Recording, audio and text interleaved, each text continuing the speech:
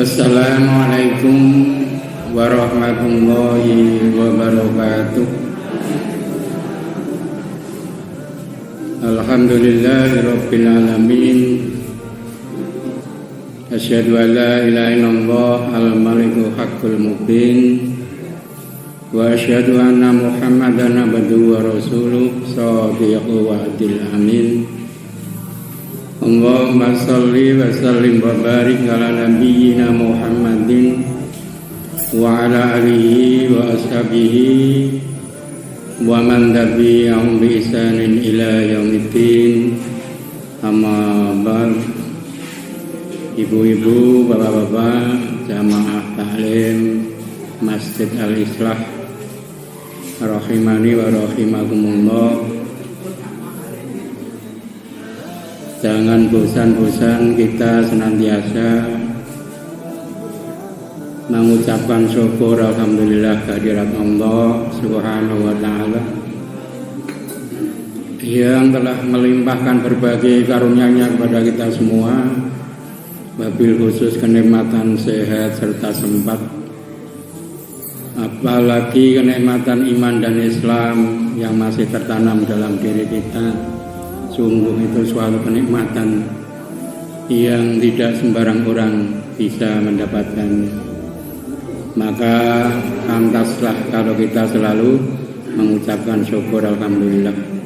Karena dengan keimanan keislaman itulah kita mendatangi majelis taklim setiap sore dalam keadaan senang, tidak merasa ada suatu beban pun, sehingga kita benar-benar akan mendapatkan suatu kehidupan yang tenang, tenteram di dunia dan di akhirat kelak. Amin. Dan sudah saya sampaikan kemarin, yaitu dasar daripada kita menjalankan sholat, bahwasanya kemarin sudah saya bacakan dalam surat Al-Isra ayat 78, perlu kami ulangi. A'udzubillahi minasyaitonirrajim. Aqimis sholata liduluki syamsi ila wasaqil laili wa qur'anal fajr inna qur'anal fajri kana masyhuda. Tegakkanlah, dirikanlah sholat dari tergelindirnya matahari sampai malam, dan dirikanlah sholat subuh, karena sholat subuh itu disaksikan oleh para malaikat. Kita lanjutkan bahwasanya kita menjalankan sholat dari tergelintirnya matahari sampai nanti akhir sholat subuh. Itu kan ada sholat zuhur, sholat asar, maghrib, isya, subuh. Bagaimana baiknya kita melaksanakan sholat? Kita harus mencontoh daripada yaitu Rasulullah Muhammad Sallallahu Alaihi Wasallam. Sebab ia adalah uswatun hasanah, suri tauladan yang baik yang harus kita taati. Sebab kalau kita mentaati apa yang disunahkan oleh Rasulullah, insya Allah kita akan menjadi hamba Allah yang termasuk selalu mengikuti pada Rasulullah, sehingga pada hari kiamat telah dijanjikan kita akan mendapatkan syafaatnya. Insya Allah semoga yang hadir di majelis ini bisa pada akhir yaumil kiamah nanti akan mendapatkan syafaat dari beliau. Amin. Nah, bagaimana Rasulullah sholat jamaah? Kita harus mempelajari banyak hadis yang disebutkan dalam kitab-kitab apa saja, banyak kitab-kitab fikih. Rasulullah itu tidak pernah menjalankan sholat wajib, sholat fardu atau sholat maktub sama-sama ya. Itu di rumah. Jadi kalau menjalankan sholat wajib, sholat maktub, sholat fardu itu pasti di masjid. Itu harus kita contoh. Lebih-lebih bagi laki-laki. Maka di sini cuma saya akan membacakan keutamaan kita menuju masjid untuk sholat berjamaah nanti bagaimana banyak sekali hadis-hadis yang menyebutkan tentang keutamaan, entah itu keutamaan waktu kita pergi ke masjid atau keutamaan kita menjalankan sholat secara berjamaah.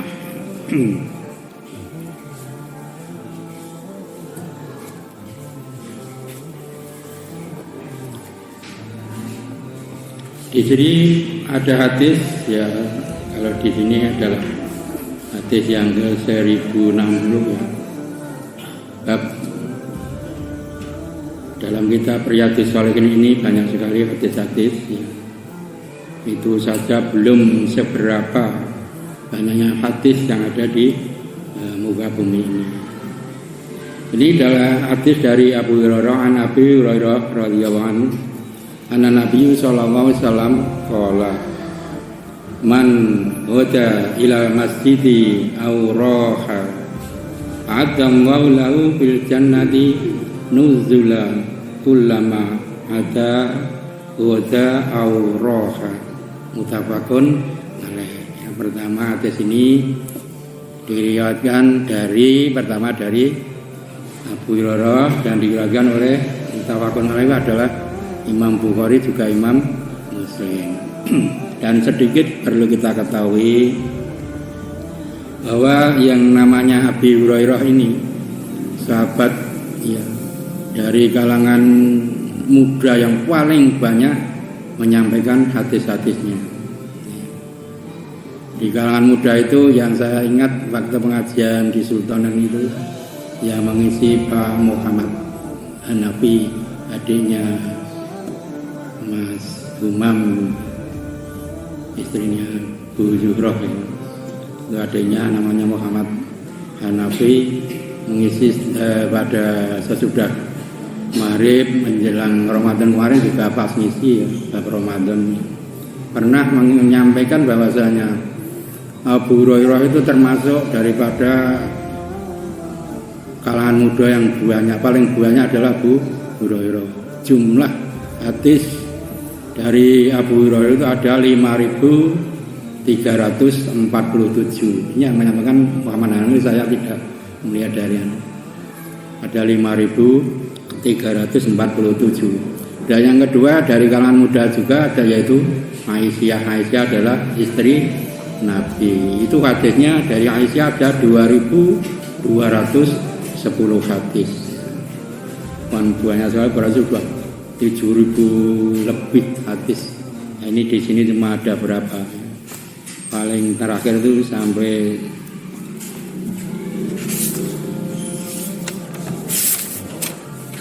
enggak sampai 2.000 ya, cuma 1.905 hadis yang tertulis di sini. Itu kan banyak sekali ya. Di antaranya yang paling banyak Abu Hurairah.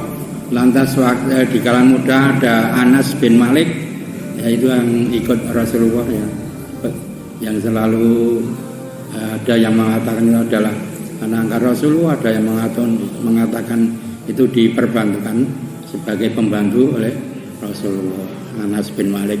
Lantas ada Abdullah itu ada 3. Abdullah bin Umar yang terkenal dipanggil dengan Ibnu Umar. Lantas ada Abdullah bin Abbas dipanggil Ibnu Abbas. Lantas ada Abdullah bin Mas'ud dipanggil Ibnu Mas'ud. Sudah 6. Yang satu adalah yang 5 yang tadi yang perempuan 2 yaitu Aisyah istri Rasulullah. Yang kedua adalah Hafsah. Hafsah itu juga istri Rasulullah. Dia adalah Hafsah binti Umar bin Khattab. Jadi istri Nabi yang muda itu adalah Aisyah putra Abu Bakar. Yang kedua Hafsah, putri daripada Umar bin Khattab. Itu ternyata memang diatur oleh Allah, karena kalau tidak ada yang muda-muda itu mungkin akan tidak ada hadis yang sampai sekian banyaknya diriwayatkan oleh Aisyah juga oleh Hafsah tadi. Kembali daripada ini tadi hadis dari Abu Hurairah yang diriwayatkan oleh Bukhari Muslim tadi, Artinya dari Abu Hurairah sallallahu alaihi wasallam bahwa Nabi bersabda, barang siapa pergi ke masjid pagi atau petang, Allah menjadikan untuknya hidangan di surga. Setiap kali ya berangkat pagi dan sore. Jadi kalau kita sudah mempunyai niat ya tiap entah itu pagi, sore, siang kita berangkat ke masjid untuk sholat berjamaah, insya Allah kita akan mendapatkan hidangan dari Allah Subhanahu Wa Taala. Walaupun kita tidak tahu apakah hidangan itu besok di surga atau mungkin di dunia ini juga telah diberi oleh Allah kalau kita mau mengamalkan hadis ini. Yang kedua juga dari Abu Hurairah juga darinya itu dari Abu Hurairah tadi, karena Nabi sallallahu alaihi wasallam bahwa Nabi Muhammad sallallahu alaihi wasallam bersabda, man tatahhara fi baitihi thumma madha ila baitin min buyutillah liyaqdi faridatan min faraidillah kanat khutuwatuhu ihdaha tahuttu khati'atan wal ukhra tarfa'u darajatan. Rawahu Muslim. Ini yang meriwayatkan Muslim, artinya juga dari Abu Hurairah ya. Bahwa artinya dari Abu Hurairah bahwa Nabi bersabda, barang siapa bersuci di rumahnya kemudian berangkat menuju salah satu masjid Allah untuk menunaikan salat, satu kewajiban kepada Allah, maka langkah-langkahnya yang satu menghapus dosa, yang lainnya mengangkat derajatnya. Mungkin sudah pernah saya singgung kemarin juga sudah saya sampaikan bahwasanya alhamdulillah saya melihat di sini atau di masjid-masjid yang lain itu sudah mengamalkan ini. Jadi kalau kita mau berjamaah entah itu sholat zuhur, asar, maghrib, isya atau subuh, itu menurut hadis ini kita berwudu dari rumah. Wudu di rumah dengan sempurna, kemudian kita keluar dari rumah, kita sudah tahu semua, kita membaca Bismillahirrahmanirrahim, Bismillahirrahmanirrahim, la haula wala quwwata illa billah, niat berjamaah di masjid. Maka setiap langkah-langkahnya itu, langkah pertama kita akan diampuni dosa-dosa kita, dan langkah berikutnya akan diangkat derajat kita. Jadi yakinlah akan apa yang disampaikan oleh Rasulullah. Kalau kita rutin, kita selalu aktif berjamaah 5 waktu itu, insya Allah ya, dosa-dosa kita akan bisa menjadi bersih dan kedudukan kita mungkin akan diangkat derajatnya oleh Allah Subhanahu wa Ta'ala. Jadi terutama marilah kita ingat-ingat akan sabda Rasulullah ini, bahwasanya kita kalau berjamaah di masjid, alangkah baiknya kalau kita akan ingin mendapatkan daripada ampunan Allah, juga mendapatkan tingkatan derajat oleh Allah, hendaknya kita wudu dari rumah dengan sempurna, jangan tergesa-gesa.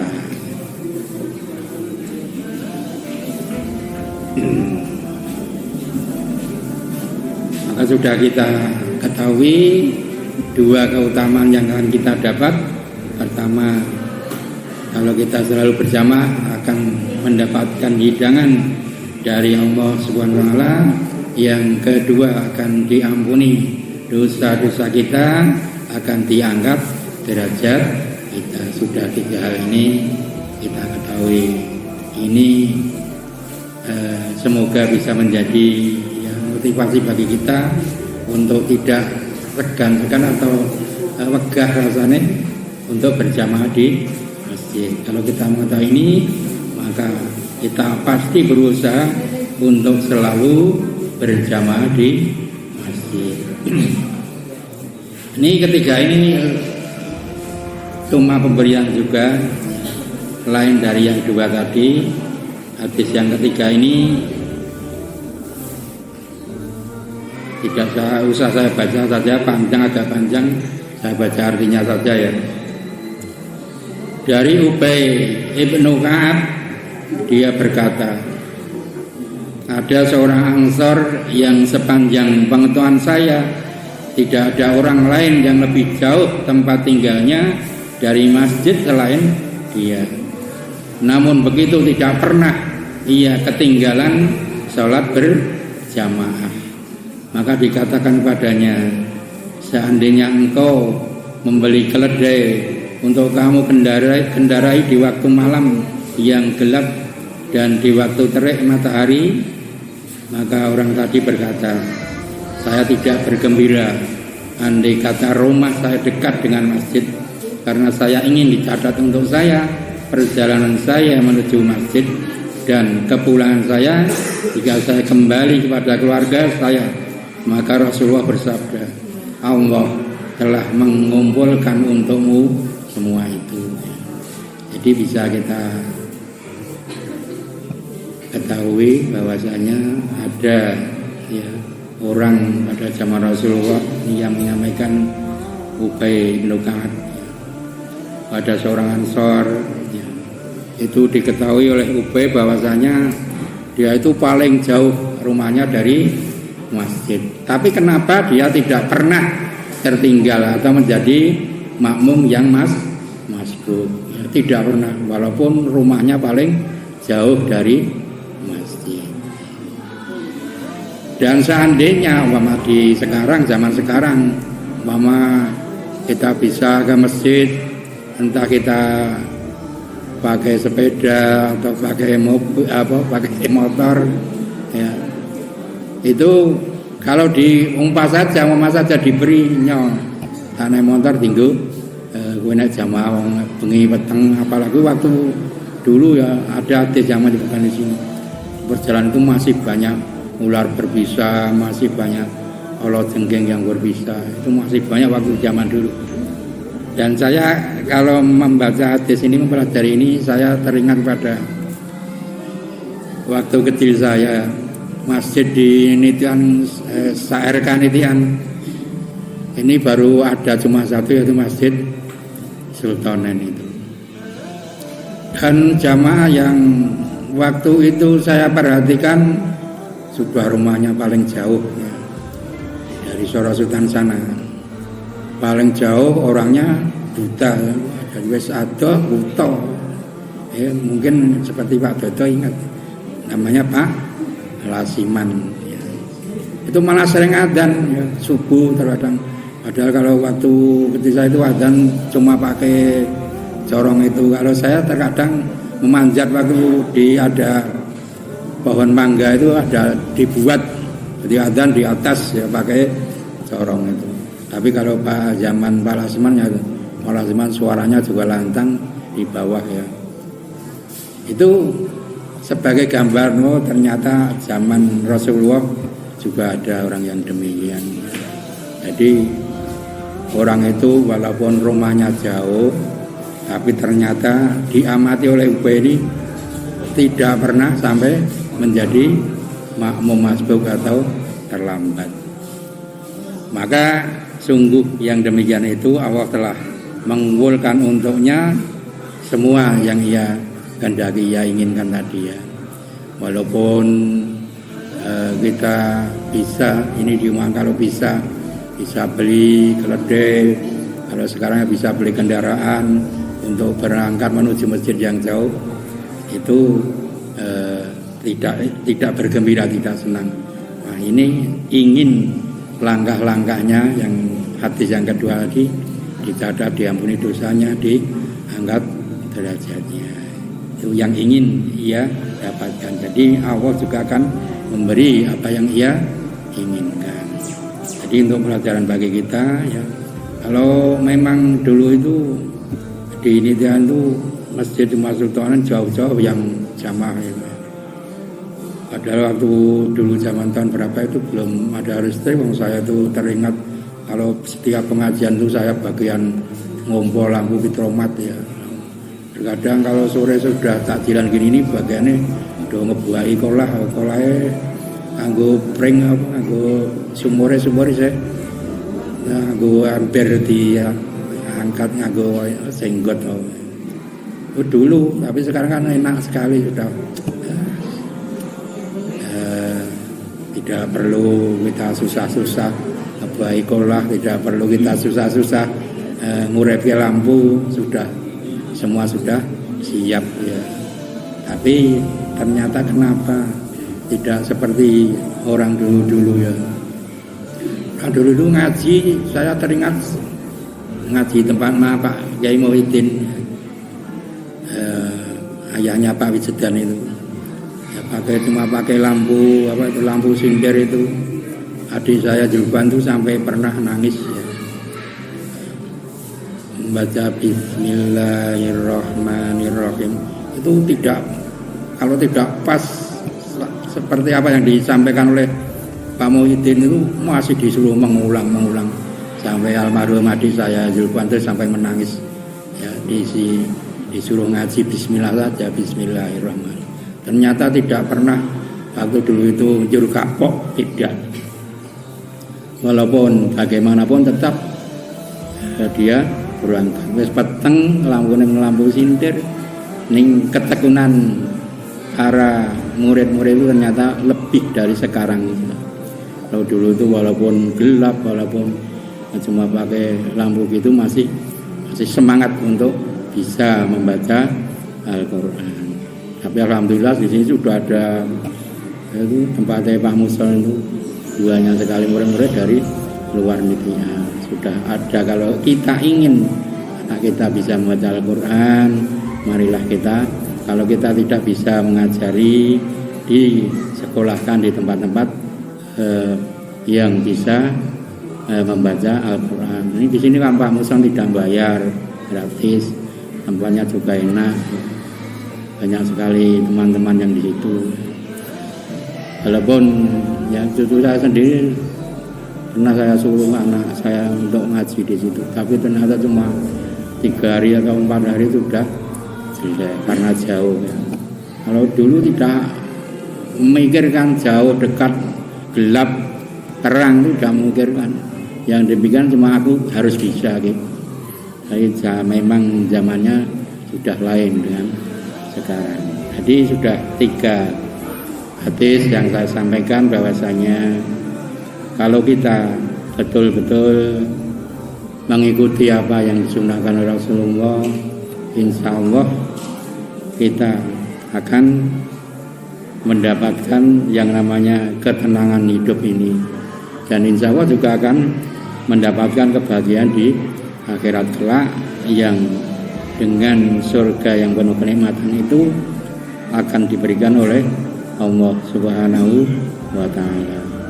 Jadi pokoknya marilah pertama kita tahu bahwasanya kalau kita setiap waktu sehari semalam itu melakukan jamaah sholat yang 5 waktu itu, kita akan mendapatkan sudah 3 kali ini ya, dalam hadis ini adalah hidangan dari Allah, diampuni dosanya, akan diangkat derajat kita ya.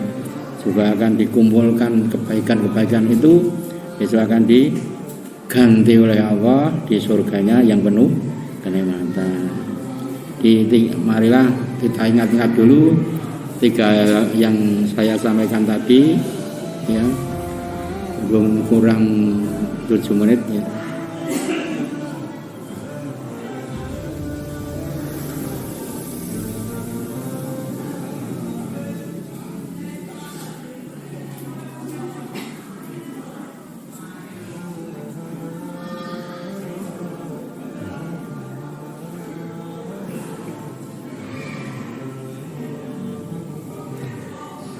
Saya pernah mendapat seru-seruan ya dalam